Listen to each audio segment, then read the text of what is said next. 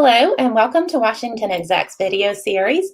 I'm senior reporter Rachel Kirkland and I am joined by Douglas London, whose book, The Recruiter, Spying and the Lost Art of American Intelligence, was released on September 28th.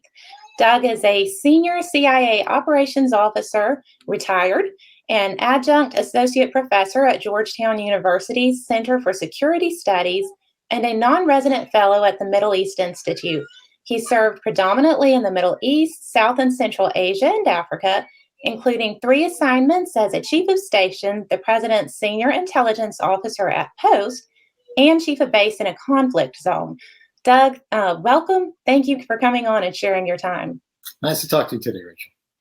Now, you spent 34 years in the CIA, and you share many of your experiences, at least in some limited form, in your book. But one of the reasons you decided to write The Recruiter had to do with how society has come to think of the word spy. Can you tell me more about that? When I retired in 2019, it was a different world in many ways from when I joined in the early 80s, but predominantly there was a different perspective on what the agency did and its value and the whole idea of spying. And it became a very politicized word, and in fact, intelligence became politicized in itself. So I started actually writing a novel to start a conversation, but it turned into a nonfiction work that tried to give a more intimate look at the life of an operations officer and the agents with whom they deal, but more importantly, to tell a story how the CIA was very important for American security, but had sort of lost its way after 9/11, and what the agency really needed to do to be ready to do its job right for the American people as we look now at great power competition and even bigger challenges facing the nation. So, how it lost its way after 9/11, and you write about in the book this idea that American intelligence has declined since 9/11 and Iraq. What are the big takeaways that you want readers to glean from your book? I think the takeaways was that the agency changed its culture after 9/11, where it focused more on covert action and paramilitary operations and kinetic activities. If you ask people today what they think of when they think of the CIA, unfortunately, they think of drone strikes, they think of interrogations, they think of waterboarding, which the agency has deserved to some extent based on its choices to serve the White House and the country. But what the agency does that's most important is it's an ounce of prevention as opposed to a pound of cure, where the agency's job is to collect intelligence, to prepare the nation, to avoid the most catastrophic threats, and find covert ways sometimes to deal with them that's short of armed conflict. Let me ask you about your career. What is something about working in intelligence that most people are surprised to hear? Well, it's probably a lot more boring than people think. It's hours and hours of boredom followed by moments of heart-racing adrenaline and excitement. Nothing you do is done without a great deal of planning and review and time and study.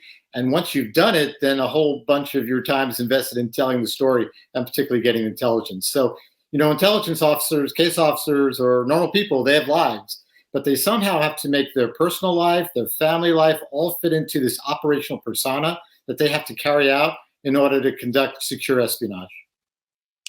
Now, toward the end of your book, you write about how at one point you felt that the CIA had some moments where you believed it was becoming a better place, less politicized, healthier than it had been maybe toward the end of your career.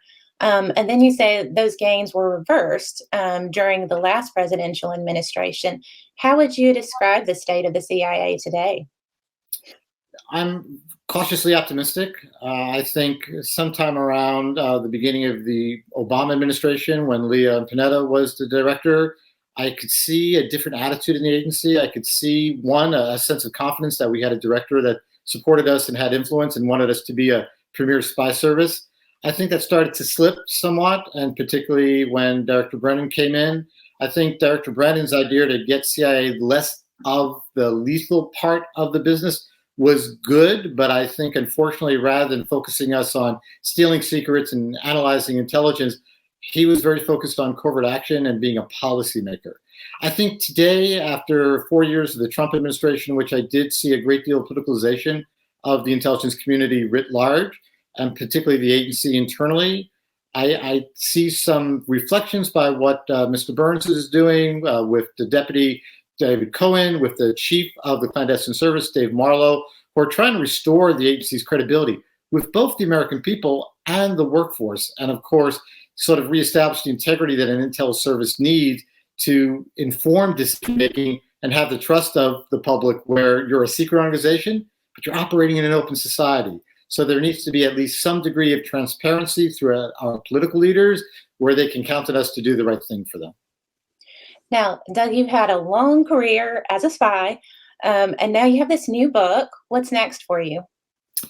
I really enjoyed teaching. I've enjoyed being part of the conversation about intelligence. I think it's really important. I think there has to be tremendous balance, because the CIA needs to protect its secrets. It needs to protect people's lives, one, for doing the right thing, but also those are the lives that provide the intelligence that Americans depend upon.